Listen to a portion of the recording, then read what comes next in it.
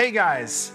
Tonight we will travel back to a bustling Mayan city-state, not to witness dramatic battles or grand ceremonies, but to settle into the quiet, demanding world of a scribe. You're there, feeling the humid air, smelling the faint scent of charcoal ink, and hearing the distant chatter of the marketplace as you prepare for another day of meticulous work. You'd probably quickly realize your delicate calligraphy skills from high school wouldn't cut it here. You probably wouldn't survive this. So, before you get comfortable, take a moment to like the video and subscribe, but only if you genuinely enjoy what I do here. And as always, let me know where you're listening from and what time it is for you in the comments below.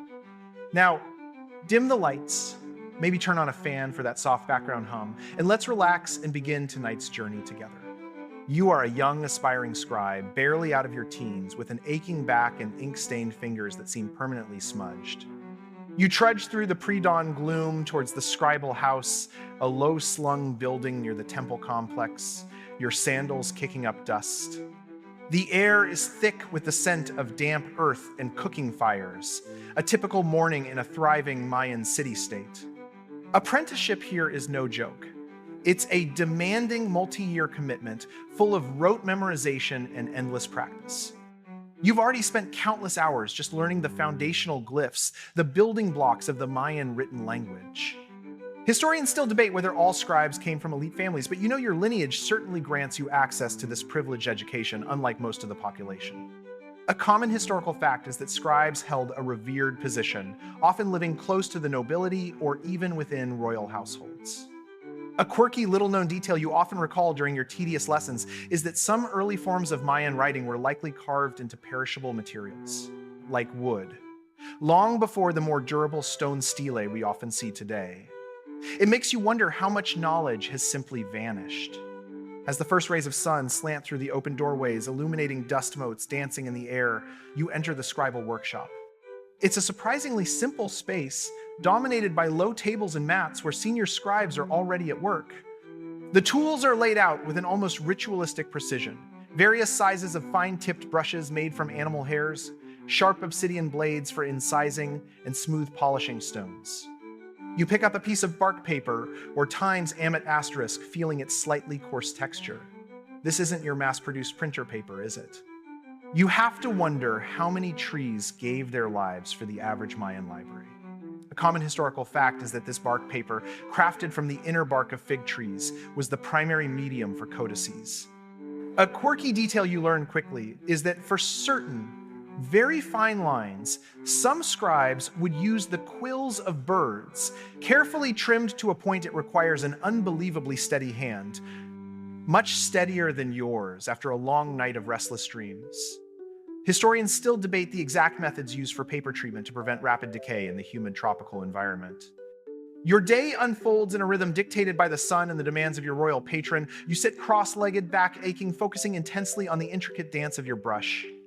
The ink you use isn't just black, it's a deep, lustrous pigment, often made from finely ground charcoal or soot mixed with tree resins. For the vibrant reds and blues, you utilize crushed mineral pigments and plant dyes, creating a palette that would make any modern artist green with envy. No smudges, boy! A senior scribe grumbles, reminding you of the preciousness of each stroke. It's a common historical fact that Mayan scribes worked long, arduous hours, dedicating themselves to the preservation of knowledge.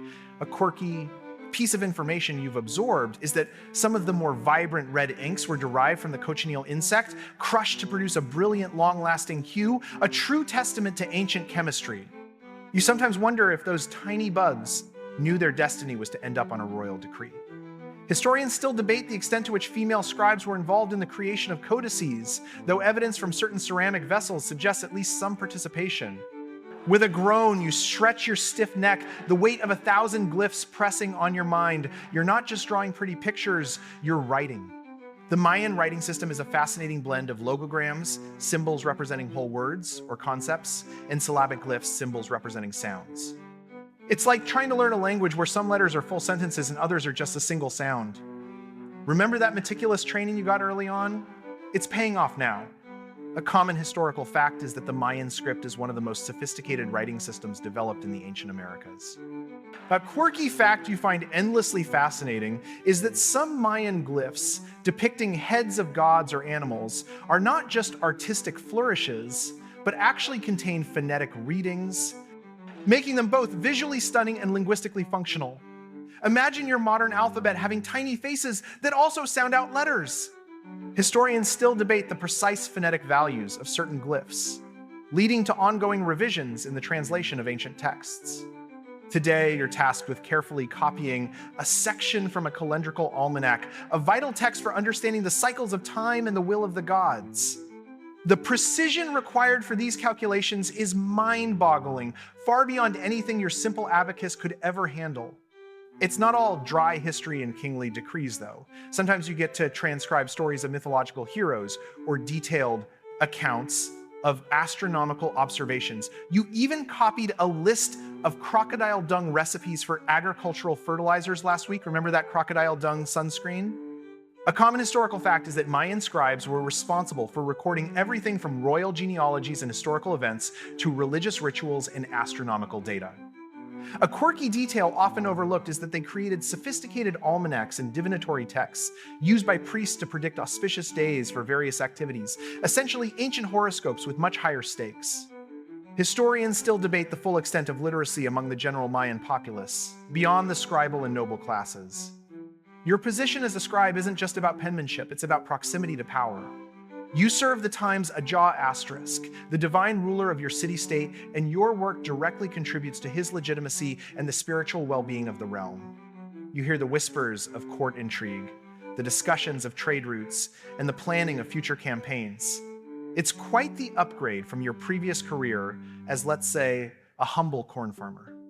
A common historical fact is that scribes were members of the elite, often holding significant political and religious influence. A quirky piece of information that always gives you a thrill is that some Mayan rulers themselves were accomplished. Scribes, personally commissioning and even executing magnificent works of art and writing, blurring the lines between king and artisan. Historians still debate the precise mechanisms of patronage and whether scribal knowledge was strictly inherited within certain lineages or open to exceptionally talented individuals from other social strata. The constant battle against time and the elements is a persistent hum beneath your diligent work. The ever-present humidity of the jungle is a constant threat, making the paper soft and prone to mold. You often find tiny insects, almost invisible, trying to bore into the precious bark, their appetites threatening to consume millennia of knowledge. Another beetle, eh? You sigh, carefully brushing it away from the almost finished page. It's a common historical fact that very few Mayan codices survive to the present day, largely due to the harsh tropical climate and later deliberate destruction.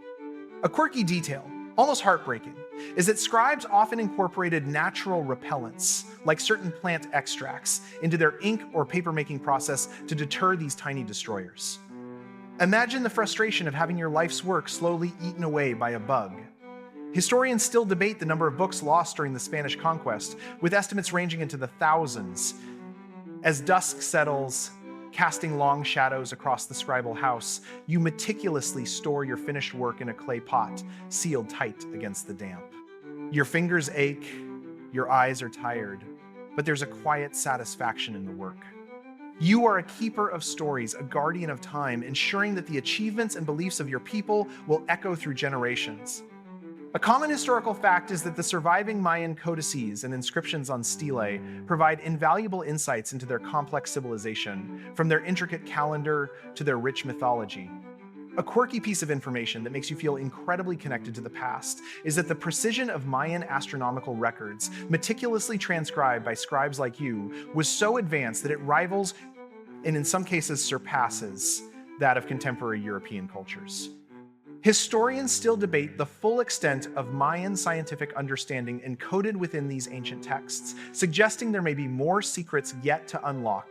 As you finally set down your brush for the night, a profound quiet settles over the city.